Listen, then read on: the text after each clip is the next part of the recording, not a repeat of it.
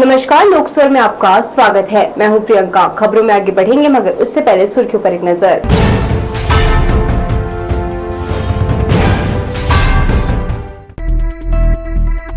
दो साल बाद हुई भर्ती परीक्षा, हजारों उम्मीदवार नदारद। सहकारी बैंकों के भरे जाएंगे 300 से ज्यादा पद। जीएसटी सुधारों पर डिप्टी सीएम का दावा, कहा आमजन को राहत, उद्योग व्यापार होंगे प्रोत्साहित। हथियारों से भरा बैग उड़ाने वाला आरोपी गिरफ्तार, शौक पूरा करने खर्च किए चोरी के 9,000। और 26 साल बाद मिजोरम में चलेगी ट्रेन, जंगल पहाड़ों पर बनाई ऐतिहासिक परियोजना, प्रधानमंत्री करेंगे लोकार्पण। तो ये थी सुर्खियां, अब खबरें विस्तार से।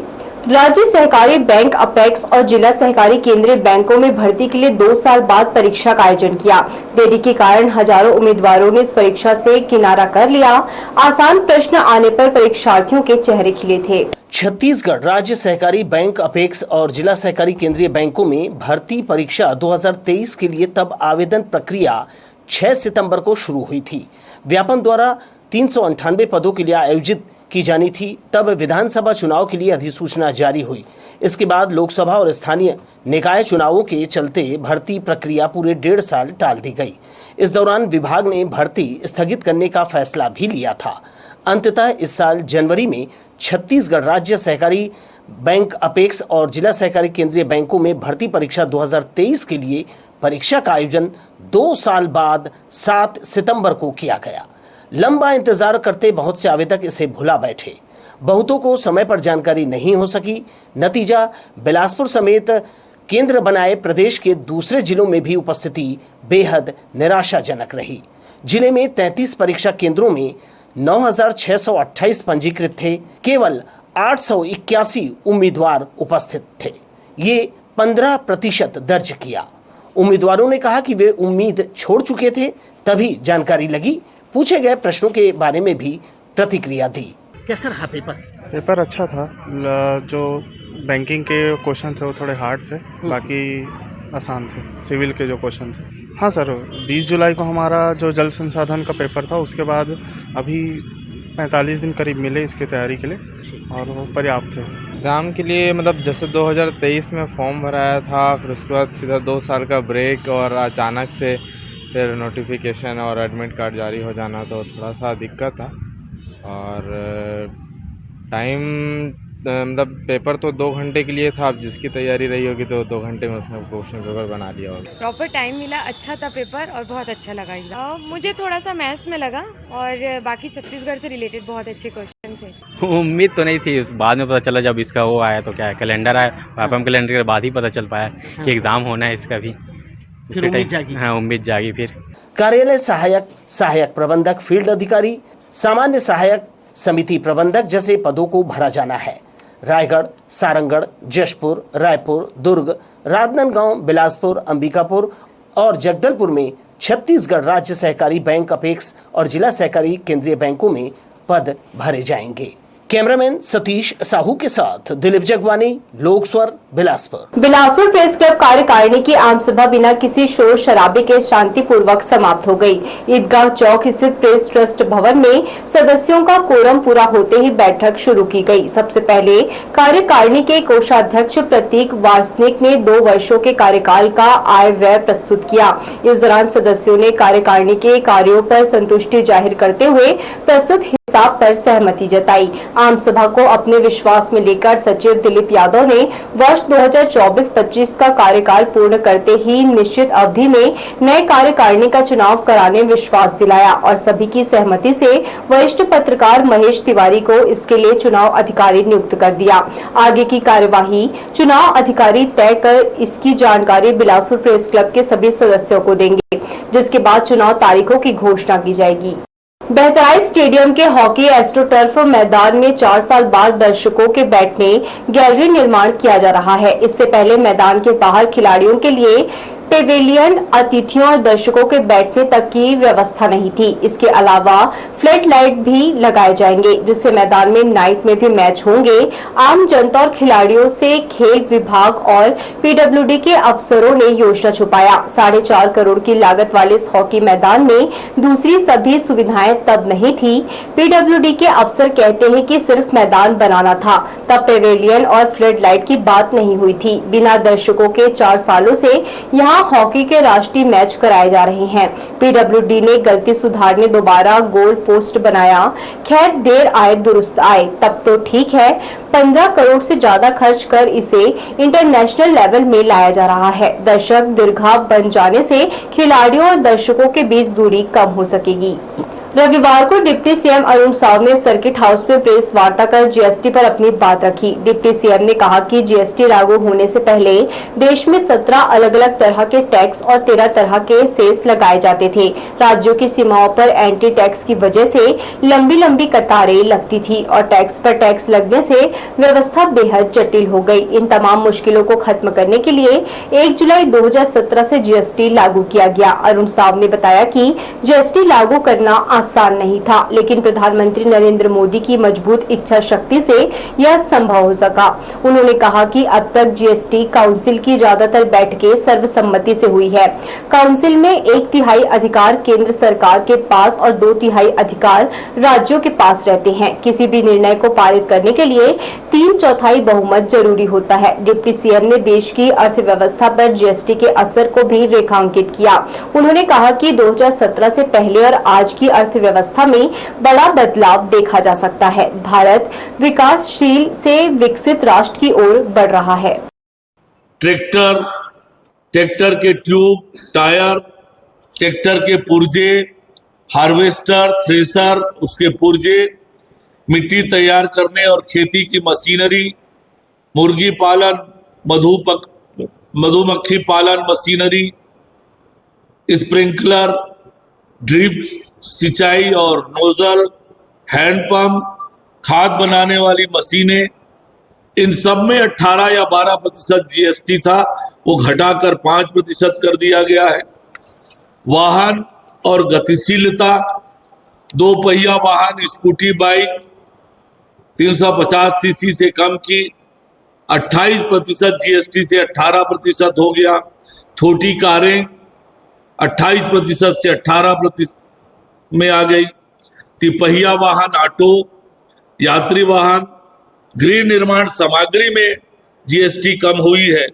सीमेंट 28% से 18%, यानी घर बनाने से लेकर घर चलाने तक में जीएसटी का लाभ मिला है। बहताई स्टेडियम में आयोजित 3 दिवसीय 22वीं राज्य स्तरीय एथलेटिक्स प्रतियोगिता का रविवार को भव्य समापन हुआ। मुख्य अतिथि उप मुख्यमंत्री और खेल मंत्री अरुण साव ने विजेता खिलाड़ियों को पदक और प्रशस्ति पत्र देकर सम्मानित किया। प्रतियोगिता में छत्तीसगढ़ के विभिन्न जिलों से आए करीब 1500 खिलाड़ियों ने हिस्सा लिया। 17 खेलों के 138 विधाओं में खिलाड़ियों ने अपनी प्रतिभा का शानदार प्रदर्शन किया। समापन अवसर पर उप मुख्यमंत्री अरुण साव ने खिलाड़ियों को प्रोत्साहित करते हुए कहा कि खेल में कोई हारता नहीं, बल्कि या तो जीतता है या नया सीखता है। उन्होंने घोषणा की कि बस्तर ओलंपिक की तर्ज पर सरगुजा ओलंपिक भी शुरू किया जाएगा और बंद पड़े राज्य अलंकरण सम्मान को फिर से प्रारंभ किया जाएगा। कार्यक्रम में स्थानीय विधायक सुशांत शुक्ला, महापौर पूजा विधानी, कलेक्टर संजय अग्रवाल और ओलंपियन अजीत लकड़ा सहित बड़ी संख्या में खिलाड़ी और गणमान्य लोग मौजूद रहे। आपकी मेहनत रंग लाएगी।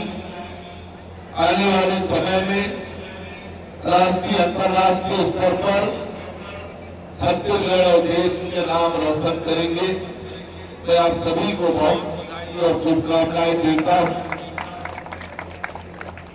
खेल के मैदान में कोई हारता नहीं है, या तो हम जीतते हैं या सीखते हैं, और इसलिए खेल के मैदान में और खेलना ये अपने आप में बड़ी बात। अजीत नगड़ा जी का मार्गदर्शन, हमारे अन्य कोच लोगों का मार्गदर्शन, राष्ट्रीय अंतर्राष्ट्रीय खिलाड़ियों का सानिध्य आप सबको मिला है।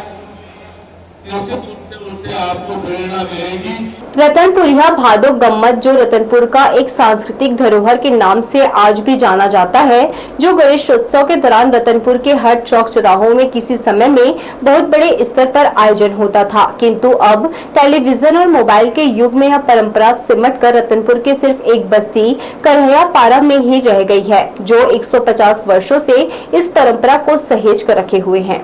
सांस्कृतिक धरोहर में बरसों पुरानी परंपरा रतनपुरिया भादो गम्मत, जिसे भादो महीने में गणेशोत्सव के दौरान गणेश पंडाल के पास किया जाता है, जहां इस मंच से एक तरफ पारंपरिक वाद्य यंत्र तबला, चिकारा, मंजीरा आदि के साथ बजाने वाले बैठे रहते हैं, जिसे खास रतनपुरिया शैली में गाया जाता है, जिसमें मुख्य रूप से भगवान श्री कृष्ण की महिमा का गुणगान करते हुए उनके जीवन चरित्र की विविध लीलाओं को भजन के माध्यम से प्रस्तुत करते हैं।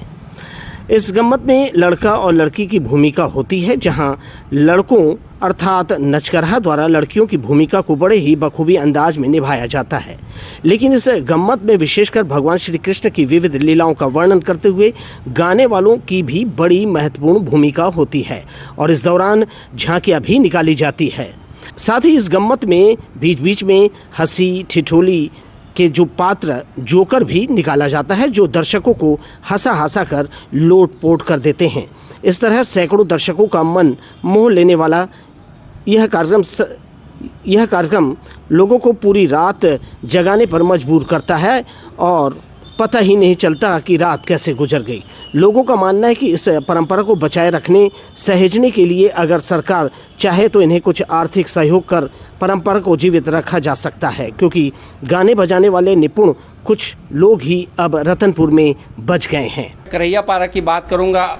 आज जब टीवी चैनल, मोबाइल ये सब जब जमाने नहीं थी, तो कृष्ण लीला की आधारित पर ये भादो गम्मत, जो ब्रज की भाषा, वृंदावन की भाषा में आधारित है, और उसके माध्यम से सब बुजुर्गगण अपने अभिनव के द्वारा और यहाँ इस भादो गम्मत को कृष्ण लीला के रूप में वर्णित करते थे, प्रदर्शन करते थे। रतनपुर के साहित्यकार और संस्कृति के संवाहक बलराम पांडे ने लोकस्वर टीवी को बताया कि आधुनिकता के चकाचौंध में अब यह प्राचीन परंपरा रतनपुरिया भादो गम्मत विलुप्त होती जा रही है। इस संस्कृति को सहेजने आज की युवा पीढ़ी की बड़ी जिम्मेदारी बनती है, ताकि वह इस परंपरा को बचाए रख सके। लोकस्वर के लिए रतनपुर से विजय दानीकर की रिपोर्ट। रविवार को सुबह अरपा के घाटों में गणेश प्रतिमाओं का विसर्जन किया जाता रहा। इस दिन दोपहर को चंद्र ग्रहण का सूतक और पितृपक्ष लग रहा था। श्रद्धालु इससे पहले ही प्रतिमाओं का विसर्जन करने के लिए उत्सुक दिखे। विसर्जन शोभा यात्रा में महिलाओं और युवा बच्चों में विशेष उत्साह की लहर रही। सार्वजनिक और घरों में 11 दिनों तक बिठाए गए गणेश प्रतिमाओं का विसर्जन रविवार को भी जारी रहा। अरपा की घाट पर श्रद्धालु पितर प्रारंभ होने से पहले दोपहर 12 बजे तक विसर्जन करने के लिए आतुर देखे गए। एक विसर्जन शोभा यात्रा में महिलाएं और लड़कियां ढोल ताशे की धुन पर थिरकती हुई देखी गई। पूरे परिवार की तरह इस उत्सव को बड़े उत्साह और उल्लास से मनाते हैं। बहुत अच्छे से, रोज अच्छे से गणेश भगवान की कृपा से हर घर में सुख और समृद्धि हमेशा बनी रहे। इस दौरान भगवान की प्रतिमा को ठेले में सजाकर विसर्जन के लिए लेकर गए। बच्चों में विशेष रूप से उत्साह दिखा। 7 सितंबर को चंद्र ग्रहण का सूतक दोपहर 12 बजे से लगा। इससे पहले भगवान गणेश की प्रतिमाओं का अनिवार्य रूप से विसर्जन जरूरी हो गया था। लोकस्वर के लिए कैमरामैन जयेंद्र गोले के साथ किशोर श्रीवास्तव की रिपोर्ट। रेलवे पुलिस को 36 घंटे के भीतर बड़ी कामयाबी मिली है। चलती ट्रेन से आईटीबीपी जवान का हथियारों से भरा बैग चोरी हो गया था, लेकिन जीआरपी ने मामले को सुलझाते हुए आरोपी को गिरफ्तार कर लिया है। पिस्टल चोरी खुलासा।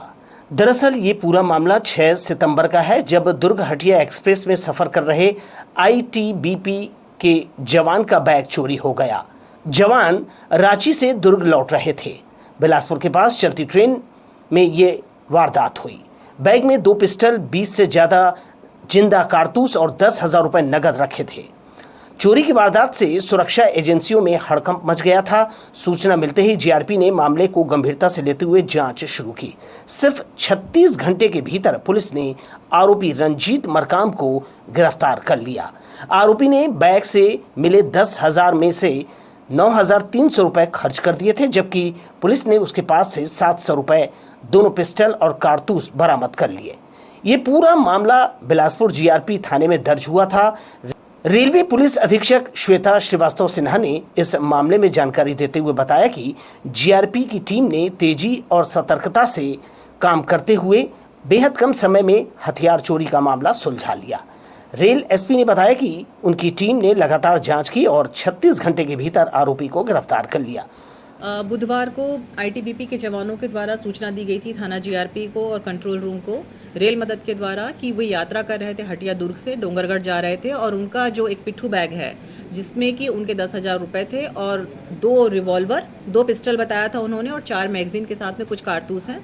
तो ये संवेदनशील मामला होने के कारण तुरंत संज्ञान में लेकर इसकी जाँच की गई और उसी दिन जिस दिन वारदात हुई थी उसी दिन रेलवे स्टेशन के बाहर 2 जगहों पे, अलग अलग जगहों पे उस बैग के फेंके हुए सामान बरामद हुए थे, पुलिस को मिले थे और पुलिस को फिर ये आशंका प्रबल हो गई थी कि जो भी जिसने चोरी की वो बिलासपुर से संबंधित है।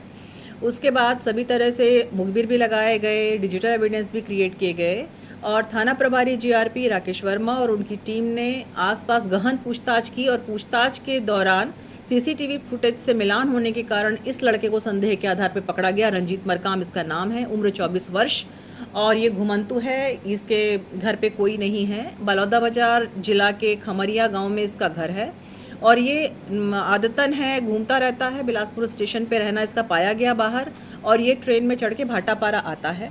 घटना वारदात के दिन भी ये भाटापारा आने के लिए सुबह ट्रेन में चढ़ा जनरल बोगी में। जवान वर्दी में सो रहे थे तो इसको लगा कि उनसे कुछ पैसे मांगे। इसका अनुभव है कि पुलिस के जवान जो पैरामिलिट्री की यात्रा करते मांगने पर पैसे दे देते हैं। इसने उनको हिलाया, ये लोग नहीं उठ रहे, गहरी नींद में थे तो उनका बैग उठाकर उतर गया बिलासपुर में और इसने उसमें से पैसे के चक्कर में ही इसने उठाया था और ये लेके आ गया। लेकिन जब इसने वेपन देखा तो ये घबरा गया, बाकी का सामान इसने फेंक दिया और वेपन को ले जाके खमरिया गाँव में अपने घर में इसने छुपा दिया। तो जब टीम ने इसको पकड़ा तो इसने तुरंत बता दिया और इसने अभी तक ये कहा है कि जो सामान, वेपन और सब है ये वैसे का वैसा है। अभी आगे पूछताछ में हम इससे और भी पूछताछ करेंगे कि क्यों रखा था और किससे क्या बात हुई। जीआरपी की इस तेज कार्यवाही ने एक बड़ी वारदात को समय रहते टाल दिया और रेलवे यात्रियों की सुरक्षा को लेकर भरोसा भी मजबूत किया है। लोकस्वर के लिए भूपेंद्र राठौर की रिपोर्ट। हत्या के केस में फरार आरोपी को पुलिस ने गिरफ्तार कर लिया है। आरोपी करण पोर्ते जो इलाज के दौरान एम्स रायपुर से फरार हो गया था, उसे ट्रेन से दबोच लिया गया है। जानकारी के मुताबिक हत्या के मामले में निरुद्ध विचाराधीन कैदी करण पोर्ते को मेडिकल जांच और इलाज के लिए एम्स रायपुर लाया गया था। इसी दौरान वह पुलिस अभिरक्षा से भाग निकला। फरार आरोपी की तलाश में रायपुर दुर्ग पुलिस, जीआरपी और आरपीएफ ने संयुक्त अभियान चलाया। सीसीटीवी फुटेज खंगाले गए और मुखबिरों की मदद से आरोपी की लोकेशन ट्रेस की गई। आखिरकार गोंदिया की ओर जा रही ट्रेन से आरोपी को दबोच लिया गया। इस पूरी कार्यवाही में IG RPF Munawwar Khurshid, SSP Raipur Lal Umen Singh, SSP Durg Vijay Agrawal, SP GRP Shweta Sinha और रायपुर पुलिस के उप निरीक्षक मुकेश सोरी की अहम भूमिका रही। फिलहाल आरोपी को गिरफ्तार कर लिया गया है और आगे की कानूनी कार्यवाही की जा रही है। कोरबा जिले से एक दर्दनाक खबर सामने आई है। यहाँ तालाब में नहाने गए 3 बच्चों की डूबने से मौत हो गई। सबसे बड़ी बात यह है कि तीनों बच्चे पुलिसकर्मियों के बेटे थे। इस घटना के बाद पूरे जिले में शोक की लहर है। कोरबा जिले के ग्राम रिजदी तालाब में एक दुखद मामला सामने आया है। शुक्रवार दोपहर राजेश्वर ठाकुर का बेटा युवराज ठाकुर 9 साल का, अयोध्या जगत का बेटा प्रिंस जगत 12 वर्ष और जोलसा लकड़ा का बेटा आकाश लकड़ा 13 वर्ष तालाब में नहाने गए थे। इस दौरान तीनों गहरे पानी में चले गए और डूबने लगे। मौके पर मौजूद लोगों ने उन्हें बचाने की कोशिश की लेकिन सफलता नहीं मिली। सूचना मिलते ही पुलिस और प्रशासनिक अमला मौके पर पहुंचा। गोताखोरों और बचाव दल की मदद से तीनों बच्चों को पानी से बाहर निकाला गया और अस्पताल लेकर गए, लेकिन डॉक्टरों ने उन्हें मृत घोषित कर दिया। बताया जा रहा है कि बच्चों को तालाब से बाहर निकालने में देरी हुई, वरना उनकी जान बचाई जा सकती थी। रिजदी तालाब को लेकर स्थानीय लोगों का आरोप है कि यहाँ पहले भी डूबने की घटनाएं हो चुकी है, लेकिन सुरक्षा के पर्याप्त इंतजाम नहीं किए गए। रिश्ती और लालपुर लालघाट के बीच में एक पोखरी थी जो कि थोड़ा आउटर में थी। वहाँ पे ये लोग नहाने के लिए गए और वहाँ पर इन 3 बच्चों की डूब के मृत्यु हुई है। इनके शव रिकवर कर लिए गए हैं और हम अग्रिम कार्रवाई कर रहे हैं। हादसे के बाद लोगों में आक्रोश है। वहीं पुलिस प्रशासन ने अपील की है कि बच्चों को अकेले तालाब में नहीं जाने दें। इस घटना के बाद कोरबा पुलिस महकमे और इलाके में गम का माहौल है। लोकसभा के लिए भूपेंद्र राठौर की रिपोर्ट। 26 साल का इंतजार खत्म और मिजोरम के सपनों की रेल आखिरकार पटरियों पर दौड़ने को तैयार है। बैराबी सैरांग रेल लाइन, जो देश की सबसे कठिन परियोजनाओं में से एक कही जा रही है, अब पूरी हो चुकी है। प्रधानमंत्री नरेंद्र मोदी 13 सितंबर को इसका ऐतिहासिक उद्घाटन करेंगे। 8,071 करोड़ रुपए की लागत से बनी 51 किलोमीटर लंबी इस रेल परियोजना ने भारत के इंजीनियरिंग इतिहास में नया अध्याय लिखा है। 12.8 किलोमीटर में 48 सुरंगें और 142 पुल बनाए गए हैं।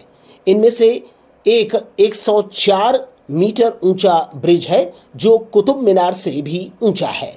सिर्फ ट्रैक ही नहीं बल्कि 5 रोड ओवरब्रिज और 6 अंडरपास भी इस प्रोजेक्ट का हिस्सा है। पूरी लाइन को इस तरह डिजाइन किया गया है कि ट्रेनें 100 किलोमीटर प्रति घंटे की रफ्तार से दौड़ सके। यह सफर आसान नहीं था। घने जंगल, पहाड़ी रास्ते, लगातार बारिश और भूस्खलन की वजह से काम कई बार रुक गया। साल 1999 में काम शुरू हुआ, लेकिन कई बार सर्वे रिपोर्ट बदली गई। 2014 में प्रधानमंत्री नरेंद्र मोदी ने शिलान्यास किया और आखिरकार 11 साल की मेहनत के बाद सपना साकार हुआ। पूर्वोत्तर सीमांत रेलवे का कहना है कि काम पूरा करने के लिए करीब 200 किलोमीटर का अलग रास्ता बनाना पड़ा। हजारों मजदूरों ने दिन रात काम कर इस मुश्किल प्रोजेक्ट को सफल बनाया। रेलवे मंत्रालय शुरुआती दौर में 2 से 3 ट्रेनों की योजना बना रहा था। दिल्ली और गुवाहाटी की ट्रेनें प्राथमिकता पर होंगी। भविष्य में राजधानी एक्सप्रेस और वंदे भारत जैसी हाई स्पीड ट्रेनें भी दौड़ सकती हैं।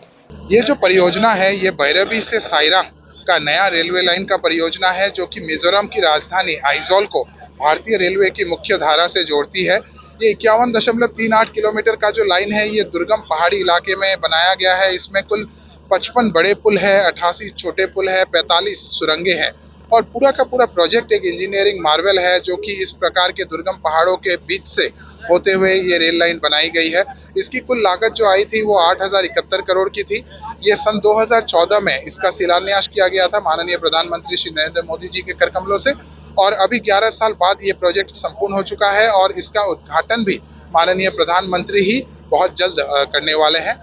ये जो बैराबी साइरंग रेल सेवा जो 52 किलोमीटर है, ये जो मिजोरम की कैपिटल है आइजोल उसको कनेक्ट करती है और जो हमारे 7 छोटे छोटे स्टेट्स है नॉर्थ ईस्ट में उनके कैपिटल को जोड़ने के लिए जो हमारी गवर्नमेंट का जो प्लान है एक्ट ईस्ट प्लान के तहत, तो उसके उसी का पार्ट है। और अगर हम इसको साउथ ईस्ट सेंट्रल और हमारे छत्तीसगढ़ से कनेक्ट करना चाहे तो हम साउथ ईस्ट सेंट्रल रेलवे के तहत जो पार्ट आता है छत्तीसगढ़ हो या मध्य प्रदेश या उड़ीसा, ये रीजन सीमेंट फैक्ट्रीज और लोहे के लिए जाना जाता है। और ये जो परियोजना इतनी बड़ी है जिसमें बड़े 56 ब्रिज है और छोटे छोटे 88 ब्रिज है या जो टनल्स है, इसमें जो लोहा और सीमेंट लगता है ये देश के कई भागों से लाया गया है जिसमें हमारे छत्तीसगढ़ भी शामिल है। इस रेल लाइन का महत्व सिर्फ मिजोरम तक नहीं रहेगा, आगे इसे म्यांमार बॉर्डर तक बढ़ाया जाएगा। इससे अंतर्राष्ट्रीय व्यापार को गति मिलेगी और मिजोरम की जीडीपी में 2 से 3% की बढ़ोतरी की उम्मीद है। बैराबी सैरांग रेल लाइन सिर्फ लोहे की पटरियां नहीं बल्कि पूर्वोत्तर के विकास की नई राह है। अब मिजोरम सीधे दिल्ली से कोलकाता और गुवाहाटी से जुड़ जाएगा और पर्यटन, व्यापार, रोजगार के नए अवसर खुलेंगे। लोकस्वर के लिए भूपेंद्र राठौर की रिपोर्ट। रायपुर के हाई प्रोफाइल ड्रग्स मामले में बड़ी कार्रवाई हुई। पुलिस ने मामले से जुड़े कई आरोपियों को कोर्ट में पेश किया, जहां से सभी को न्यायिक रिमांड पर भेज दिया गया है। ड्रग्स मामले की मुख्य आरोपी मानी जा रही नव्या मलिक और विधि अग्रवाल को रायपुर कोर्ट में पेश किया गया। इसके अलावा ऋषिराज टंडन, मोनू बिश्नोई और हर्ष आहूजा को भी पेशी के लिए कोर्ट लाया गया। सभी आरोपियों को 15 सितंबर तक न्यायिक रिमांड पर भेज दिया गया है। इस दौरान पुलिस ने आरोपियों के रिमांड की मांग भी नहीं की। कोर्ट के आदेश के बाद दोनों ड्रग्स क्वीन समेत सभी आरोपियों को जेल भेज दिया गया है। रायपुर की अदालत में पेशी के दौरान सुरक्षा के कड़े इंतजाम किए गए थे। राजधानी रायपुर में अपराधियों के हौसले इस कदर बुलंद हो गए हैं कि अब घर में घुसकर वारदात को अंजाम देने से भी नहीं डर रहे। बीती रात खमतराई थाना क्षेत्र के रावा भाटा में बदमाशों ने मां बेटे पर चाकू से हमला कर दिया। जानकारी के मुताबिक बदमाश लूट की नियत से घर में घुसे और विरोध करने पर ताबड़तोड़ चाकूबाजी कर दी। हमले में मुकेश यादव और उसकी मां द्रौपदी यादव गंभीर रूप से घायल हो गए। दोनों को इलाज के लिए एमकेडी हॉस्पिटल में भर्ती कराया गया है, जहां उनकी हालत नाजुक बताई जा रही है। वारदात के बाद आरोपी मौके से फरार हो गए। फिलहाल पुलिस मामले की जांच में जुटी है। मुंगेली नाका के ग्रीन पार्क मैदान में कांग्रेस के महासचिव सचिन पायलट की सभा 9 सितंबर को होगी। इसके लिए बड़ा मंच बनाने की तैयारियां शुरू कर दी गई हैं। प्रदेश में भाजपा की सरकार बनने के बाद विपक्षी कांग्रेस का यह पहला बड़ा प्रदर्शन होगा। कांग्रेस वोट चोरी करने के मामले में हमलावर है। मुंगेली नाका के ग्रीन पार्क मैदान में 9 सितंबर को कांग्रेस की जंगी सभा होगी। इसकी तैयारियां शुरू कर दी गई है। यहां एक वाटरप्रूफ मंच बनाने का काम शुरू हो गया है। छत्तीसगढ़ के प्रभारी महासचिव सचिन पायलट यहां एक सभा को संबोधित करेंगे। कांग्रेस अखिल भारतीय स्तर पर सत्तारूढ़ भाजपा सरकार पर वोट चोरी करने का आरोप लगा रही है। उसका कहना है कि छत्तीसगढ़ में भाजपा ने वोट चोरी कर अपनी सरकार बनाई है। कांग्रेस की सभा में 25,000 कार्यकर्ताओं की भीड़ जुटाने का लक्ष्य रखा गया है। कांग्रेस के पूर्व शहर विधायक और कोटा के विधायक को इसका प्रभारी बनाया गया है। सभी नेता अपने स्तर पर आयोजन को सफल बनाने के प्रयासों में जुटे हुए हैं। प्रदेश में शायद सरकार बनने के बाद कांग्रेस का यह बड़ा प्रदर्शन होगा। लोकस्वर के लिए कैमरामैन जयेंद्र गोले के साथ किशोर श्रीवास्तव की रिपोर्ट। ओणम के शुभ अवसर पर केरल में मलयाली समाज ने सामूहिक रूप से उत्सव पूर्वक ओणम का त्योहार मनाया। इस दौरान समाज के प्रतिष्ठित जन, महिलाएं और बच्चे पारंपरिक परिधान में सजे हुए थे। कार्यक्रम का शुभारंभ रंगारंग सांस्कृतिक कार्यक्रमों से हुआ। पार्टी नगर के अयप्पा मंदिर सांस्कृतिक भवन में सभी कार्यक्रम हुए। केरल के मूल निवासी मलयाली परिवारों ने उत्साह पूर्वक ओणम का पवित्र पर्व भारतीय नगर में मनाया। अयप्पा मंदिर के सामुदायिक भवन में परंपरागत ढंग से फूलों की रंगोली सजाकर दीप प्रज्वलित किया गया था। श्रद्धालु जन पारंपरिक वेशभूषा में सजे हुए थे। केरल में ओणम का पर्व 10 दिनों तक मनाया जाता है। रविवार को पर्व का चौथा दिन था। केरल वासी आज से 10 दिन पहले से पूरा उल्लास के साथ महिला, बच्चे, पुरुष सब मिलकर ये त्यौहार बनाते हैं। हर साल में 10 दिन का ये हम लोग का पर्व रहता है और आज चौथा दिन है। समारोह का शुभारंभ सरस्वती वंदना से किया गया। गणेश वंदना के दौरान महिलाओं ने नृत्य पेश किया। वे एक जैसी वेशभूषा में सजी नजर आई।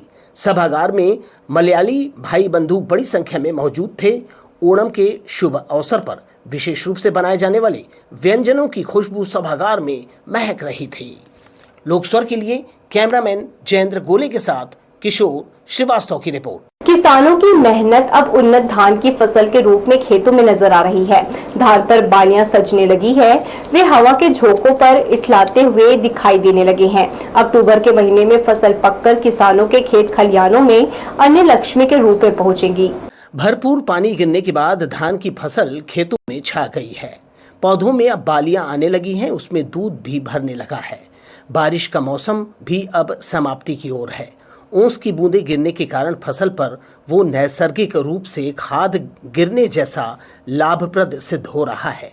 इन फसलों को जून महीने में रोपा गया था। किसानों ने बरसते पानी में धान लगाया था। उनकी मेहनत उन्नत फसल के रूप में रंग लाने लगी है।